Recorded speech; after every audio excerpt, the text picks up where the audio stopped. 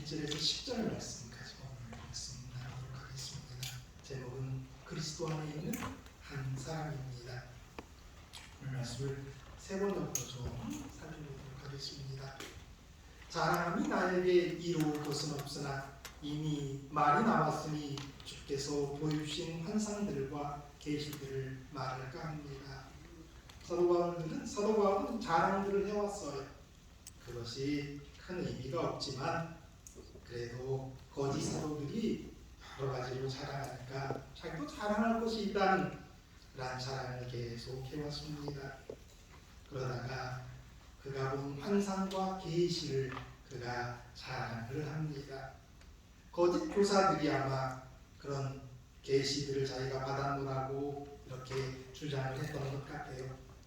그래서 자기도 그런 계시와 환상을 받았다. 아마 거짓 교사들이 받은 계시는 아마 지어낸 계시일지도 모릅니다. 그러나 사도 바울이 받은 계시는 정말 엄청난 것이었죠. 그래서 그는 이렇게 이야기합니다. 2절에서 4절이에요. 나는 그리스도를 믿는 사람 하나를 알고 있습니다. 그는 14년 전에 셋째 하늘에까지 이끌려 올라갔습니다. 그때 그가 몸 안에 있었는지 몸 밖에 있었는지 나는 알지 못하지만 하나님께서는 아십니다. 나는 이 사람을 압니다. 그가 몸을 입은 채 그렇게 했는지 몸을 떠나서 그렇게 했는지 나는 알지 못하지만 하나님께서는 아십니다. 이 사람이 낙원에 이끌려 올라가서 말로 표현할 수도 없고 사람이 말해서도 안 되는 말씀을 들었습니다. 그는 이제 자기가 받은 계시를 얘기하면서 좀 유체 해탈이라는 표현을 쓰죠. 자기가 아닌 것처럼 이렇게 표현을 합니다. 그러나 그는 그가 알고 있는 그 사람은 사도 바울임을 우리는 알고 있습니다. 성경절들이 이렇게 이야기하고 있죠. 그가 하나님이 계신 보좌의 하늘, 셋째 하늘, 낙원이라 불리는 그곳에 가서 엄청난 계시를 받았다라고 여기 말합니다. 그런데 그는 계속해서 이런 얘기를 해요. 나는 이런 사람을 자랑하려고 합니다. 그러나 나 자신을 두고서는 내 약점밖에 자랑하지 않겠습니다. 내가 자랑하려 하더라도 진실을 말할 터이므로 어리석은 사람이 되지는 않을 것입니다. 그러나 자랑을 삼가겠습니다. 그것은 사람들이 내게 보거나 들은 것 이상으로 나를 평가하지 않게 하려는 것입니다. 라고 말합니다. 그는 이야기는 꺼내놨어요. 14년 전에 자기가 큰 계시 그걸 봤다라는 겁니다. 그런데 그런 자랑은 자기가 하지 않겠다는 겁니다. 왜냐하면 사람들이 자기를 너무 높게 평가하는 것 자기는 원치 않는다라고 이야기합니다. 여기서 바울은 자신을 두 가지 인간으로 표현합니다. 첫째로 신비를 체험한 한 영적인 인간으로서 바울 자신입니다. 그래서 이런 사람, 이 사람. 그런데 또 다른 하나는 매일의 생활을 하고 있는 육체적인 자신입니다. 그는 영적인 자신을 자기의 전 모습인 양 자랑하는 것이 아님을 보여줍니다. 많은 그리스도인들이 나름대로 간증거리와 영적 경험을 했고 그것을 자랑합니다. 그러한 이야기들을 할 때 그들은 하나님께 영광을 돌리기보다는 자기에게 영광을 돌리는 실수들을 범합니다. 그러한 사람들은 그가 경험한 것들이 대단한 것처럼 표현하고 생각할 뿐만 아니라 그것이 자기의 전부인 것처럼 말합니다. 그러나 사실은 그러한 영적인 경험도 일시적인 모습일 뿐이에요. 또한 어떠한 경험은 거짓 영의 경험일 수도 있습니다. 다만 그러한 것은 제대로 분별하지 못하고 이러한 경험이 마치 하나님께서 자기를 택하셨고 그래서 자기는 하늘나라에 갈 것이 확실하고 자기가 교회의 교사와 지도자다라고 주장을 하는 사람들이 있죠. 그러나 사도 바울은 그렇게 하지 않습니다. 한 번의 깨달음, 한 번의 계시받음, 그것이 전부인 것처럼 여기지 않는 것입니다. 그것은 그렇게 중요한 것이 아닙니다. 그것이 나로 예수께 더 가까이 가게 했다 할지라도 그것이 우리의 전체적인 모습이 아니고 그것이 우리의 전부가 될 수는 없어요. 그래서 사도 바울은 그 둘을 분리해 놓습니다. 그가 예전에 환상과 계시를 받았다는 것입니다. 그런데 그가 말하기를 그것이 그에게 능력으로 나타나기보다는 그 덕에 하나님께서 그에게 육체의 가시를 주셨다는 거예요. 7절 말씀입니다. 내가 받은 엄청난 계시들 때문에 사람들이 나를 과대평가할지도 모릅니다. 그러므로 내가 교만하게 되지 못하도록 하나님께서 내 몸에 가시를 주셨습니다. 그것은 사탄의 하순이라고 할 수 있는데 그것으로 나를 치셔서 나로 하여금 교만해지지 못하게 하시려는 것이었습니다. 체험의 간증, 이것이 자랑이라면 자랑입니다. 그런 체험 가운데 치유의 이적들이 사실 많습니다. 그런데 바울은 오히려 정반대의 이야기를 합니다. 그러니까 내가 나를 자랑하고 내가 하나님의 사람임을 자랑할 때 내가 어디서 누구를 기도해서 어떻게 고쳤다라고 하는 것이 자랑거리가 되지요. 그런데 그런 것을 자랑하는 것이 아니라 육체의 가시가 자기에게 있다. 내가 질병을 가지고 있다라고 자랑을 하는 거예요. 사실 사도 바울은 병 고침의 은사를 받은 사람입니다. 그가 루스드라에서 안진뱅이를 일으켰습니다. 사도행전 19장 12절 말씀 볼게요. 심지어 사람들이 바울의 몸에서 손수건이나 치마를 가져다가 병든 사람에게 얹으면 그 병이 떠나고 악귀도 나가더라. 이 사도 바울은요, 병 고침의 은사가 있었고요, 심지어 바울의 몸에서 손수건이나 바울이 쓰던 앞치마를 가져다가 사람에게 얹으면 그 병이 떠나고 귀신도 떠나가는 일이 있었다라고 성경은 기록하고 있어요. 근데 이게 사도행전 19장의 이야기인데요. 이 3차 전도 기간, 바울이 1차, 2차, 3차, 4차 전도를 했다라고 우리가 알려졌는데 이게 이제 3차 전도의 경험인데 이게 어디에서 있었던 일이냐면 바울이 에베소에서 3년 동안 머물면서 전도할 때 있었던 일이에요. 그리고 요 일 후에 사도 바울이 20장에 빌립보로 가고요. 뭐 정확한 건 아니지만 학자들이 빌립보에서 고린도 후서를 기록했다라고 알려져 있습니다. 그러니까 사도 바울이 이 고린도 후서를 쓸 때에는 이런 일을 그가 경험했던 때 그가 자랑할 때 정말 많은 사람이죠. 내 앞치마, 내 손수건, 그것 갖고도 사람이 나왔다라고 자랑할 수 있을 때예요. 그걸 쓸 수 있을 때예요. 그런데 그가 그것을 자랑하는 게 아니라 내가 우리 하나님 계시를 보고는 내가 육체의 가시를 가졌다. 내가 질병에 시달리고 있다. 그 얘기를 하고 있다는 말이에요. 8절의 말씀 계속 보죠. 나는 이것을 내게서 떠나가게 해달라고 주님께 3번이나 간청하였습니다. 그 병에서 놓이기를 3번이나 이렇게 간청했다라는 거죠. 이런 표현은 그냥 3번 그냥 누가 기도했다라는 게 아니라 하나님 앞에 아주 진지하게 매달렸다라는 걸 이야기합니다. 무엇을 우리가 비교할 수 있냐면 예수님께서 겟세마네 동산에서 이 잔이 내게서 지나가게 해달라고 3번 기도하신 것과 비교될 수 있어요. 근데 이 예수님께서 이 잔, 이 십자가 이것이 지나가게 해달라고 피와 땀을 흘리면서 기도하셨던 거예요. 그의 모든 것을 다해서 하나님께 3번 기도하셨는데 하나님께서 허락하지 않으셨어요. 그리고 예수님께서는 십자가의 길을 가셨던 겁니다. 그 마찬가지로 사도 바울도 하나님께 이런 예수님처럼 아주 열렬하게, 아주 간절하게 정말 깊은 기도를 했다는 거예요. 그냥 형식적인 기도를 했다는 게 아니란 말이에요. 그런데 하나님께서 말씀하시기를 그걸 허락하시지 않으셨단 말이에요. 우리가 병 낫기를 원하는 분들이 이 자리에 있고요.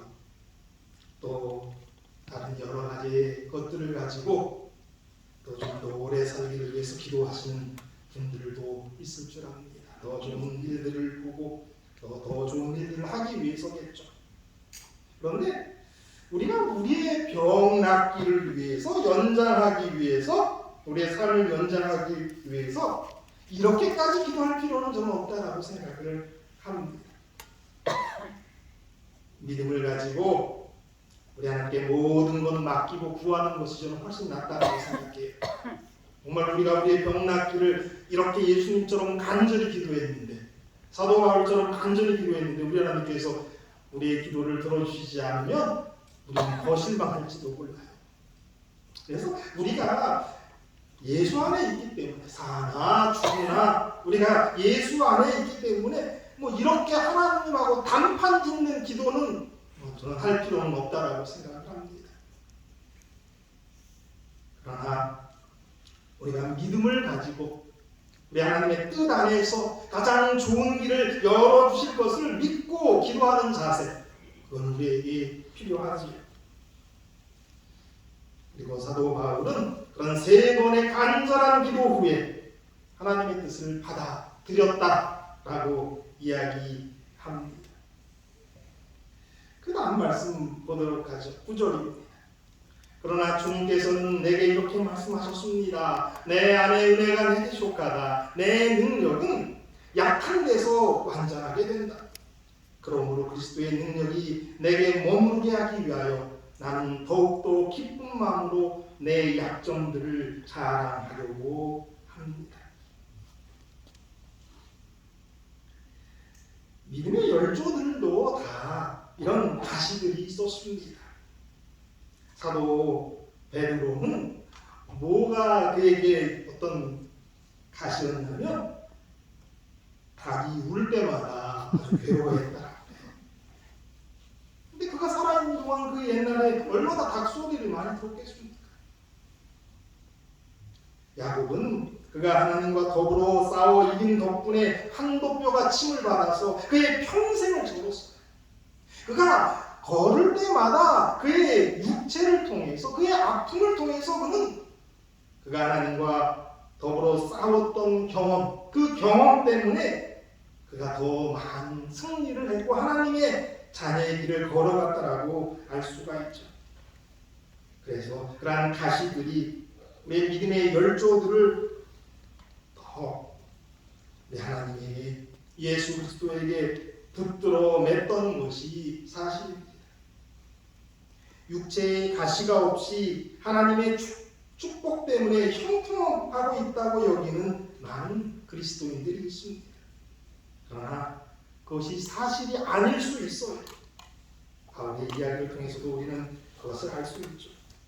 히브리서 12장은 우리에게 분명하게 말하고 있습니다. 징계가 없으면 사생하여 참 아들이 아닙니다. 주께서 그 사랑하시는 자를 징계하시고 그가 받아들이시는 아들마다 채찍질하심이라 하였습니다. 그래서 우리가 오늘 육체에 가시가 있다는 것, 어려움이 있다는 것, 병이 있다는 것, 어쩌면 그것이 우리 하나님의 아들이고 우리 하나님께서 우리를 당신의 온전한 아들 삼기 위해서 사용하고 있는 것이다라고 우리가 믿을 수 있단 말이에요. 우리가 자랑할 것이 있다면 가시가 있다는 것이죠. 채찍에 맞고 있다는 것입니다. 징계를 받고 있다는 것이 자랑이 되어야 돼요. 오늘 하나님 안에 있다는 증거가 만사형통이 아닙니다. 기도하는 족족 응답되는 것이 아니에요. 우리가 그리스도 안에 있다라고 하는 것은 우리가 그 연약함 속에서 그 하나님의 은혜, 그 강함을 붙들고 있다라는 것, 그것이 하나님께서 우리에게 주시는 은혜고 우리가 하나님의 자녀다라고 하는 확신이다라는 걸 우리가 알 수가 있습니다. 내 은혜가 내게 족하다. 이는 내 능력이 약한 데서 온전하여집니다.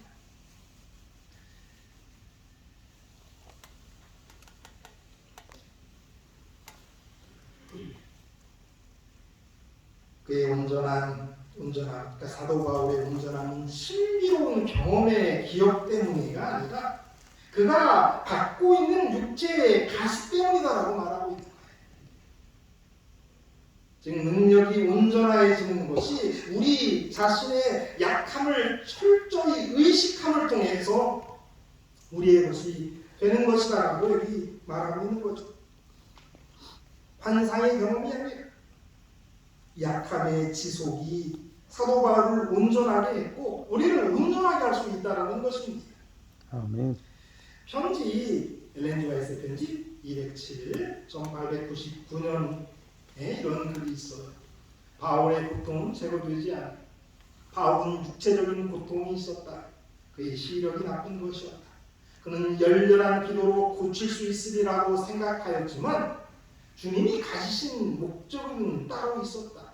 그리고 그분은 바울에게 말씀하시기를 이 문제로 내게 더 이상 말하지 말라. 내 은혜가 내게 족하구나 하셨다. 그 육체의 가시가 그의 안질이었다. 특별히 그가 다메섹산에서 우리 하나님 만나고 그가 눈이 멀었을 때 갖게 된 그러한 것이었다라고 여기고 있는 겁니다. 환상이라고 하는 건 일시적인 겁니다. 그러나 육체의 가시는 계속 되는 겁니다. 그런데 그게 그리스도의 능력이 내게 머물게 되는 것이다 라고 이야기하고 있는 거예요. 그러므로 그리스도의 능력이 내게 머물게 하기 위한 것. 그 방법이 뭐냐면 내가 내 약함을 자랑하는 것이다 라고 말씀하고 계세요. 이 사람은 이 자리에 있는 모든 분들 하나님의 능력이 우리에게 머물게 하는 방법이 무엇인지 사도 바울은 오늘 우리에게 분명하게 말합니다. 그것은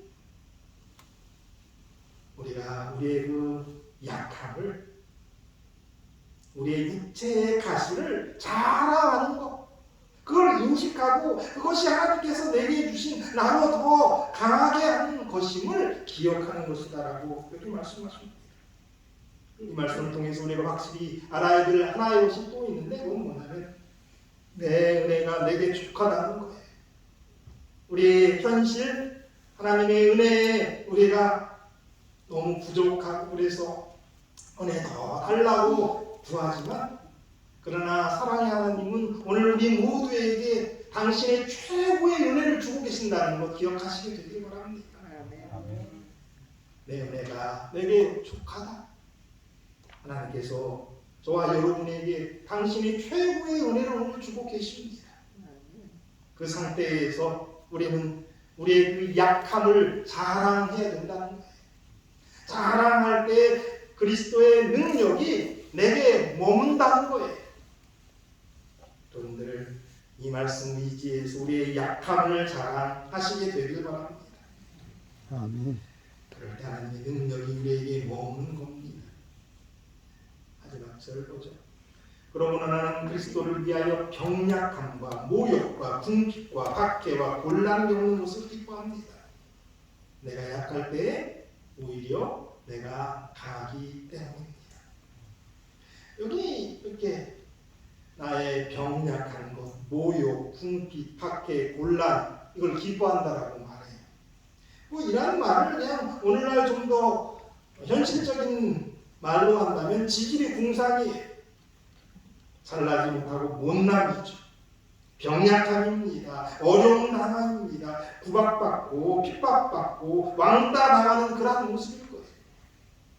그러나 그거를 기뻐한다는 거예요.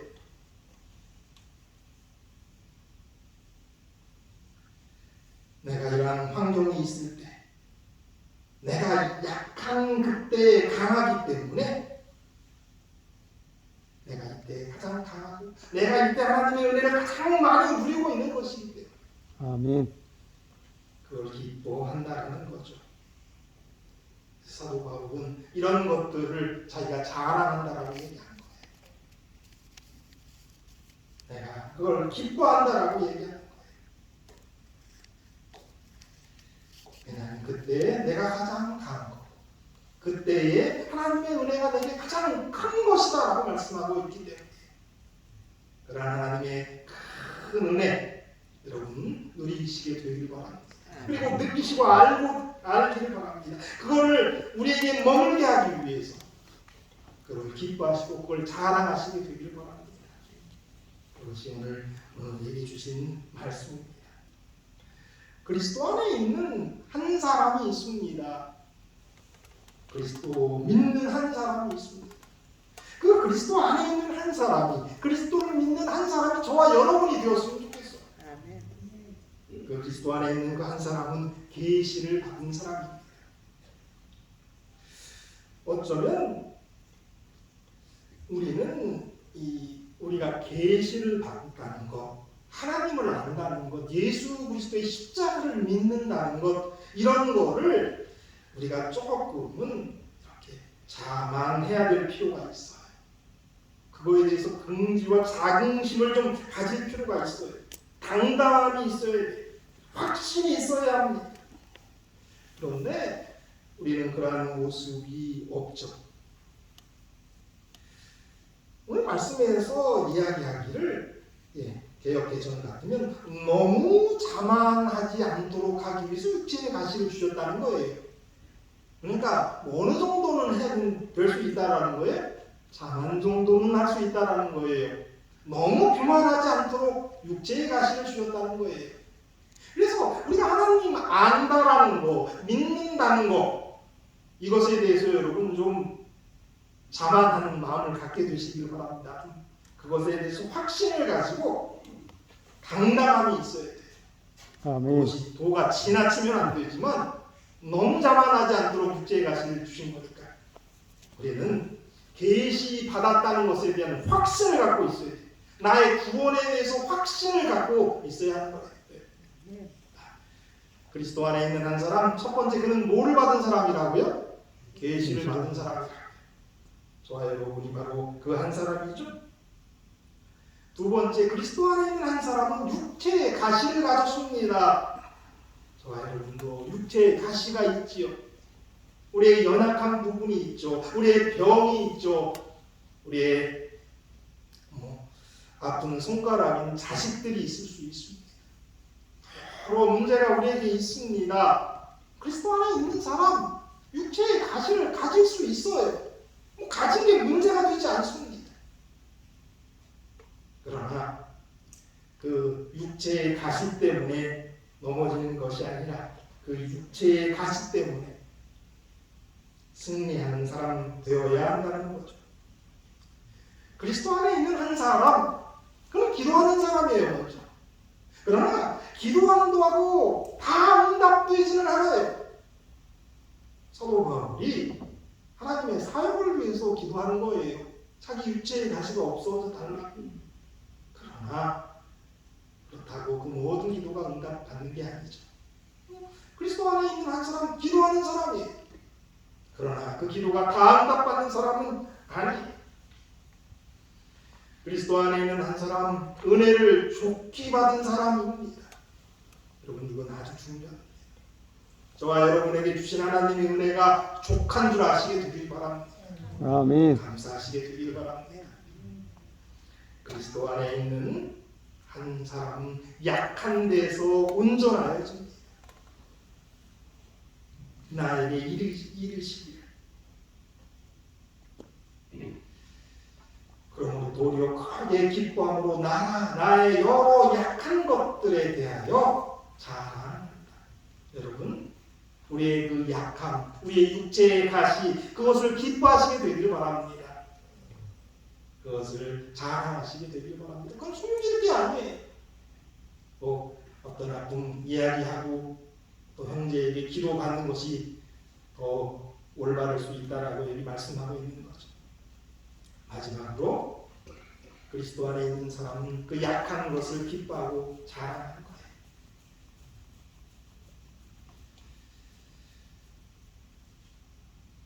여러분, 이러한 사람들 됐으면 좋겠습니다. 그것이 그리스도의 능력이 우리에게 머물게 하는 방법임을 알기 때문에 그렇습니다. 바울이 높은 이상과 놀라운 계시를 받았을 때 그 가시는 교만과 사고함에서 그를 보호하기 위해서 그에게 주어졌습니다. 그러나 그가 그를 낮추고 하나님만을 의지했을 때 큰 은혜가 주어졌다는 것이 오늘 말씀이에요. 오늘 재림교회 주석 이 부분 12장 10절을 주석하고 있는 요 말씀 그거 좀 오늘 말씀을 마치기를 원합니다. 같이 한번 읽어보겠습니다. 같이 한번 읽어보죠. 시작. 그때에 곧 강함이니라.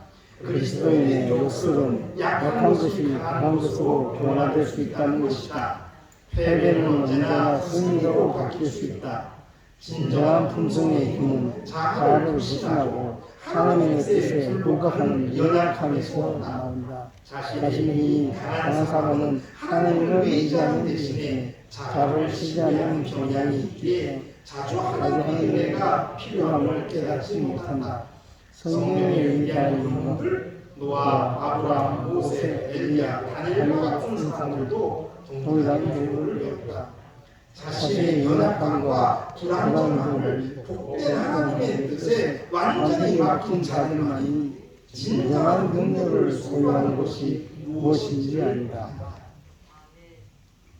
우리의 약함이 우리 하나님의 능력을, 하나님의 은혜를 우리에게 있게 하는 그런 비결이다라는 거죠. 그래서 우리의 그 약함을 우리 하나님의 뜻에 완전히 맡겨서 우리 하나님의 능력을 소유하고 그 능력으로 사는 저와 여러분 되시기를 바랍니다. 그런 은혜가 있기를 바랍니다. 기도하겠습니다. 하늘 계신 아버지, 하는 말씀 또 많이 듣는 말씀 배웠습니다. 그러나 우리가 아직까지도 우리의 약함을 기뻐하거나 자랑하지 못하는 저희들입니다. 사도 바울처럼 우리의 약함을 기뻐할 수 있게 하여 주시옵소서. 그때 하나님의 능력이 우리와 함께 하시고 하나님의 강한 은혜가 우리에게 주어짐을 우리가 온전히 믿고 알기에 기뻐하게 도와주시고 자랑할 수 있는 저희를 되게 하여 주시옵소서. 예수님의 이름으로 기도드립니다. 아멘.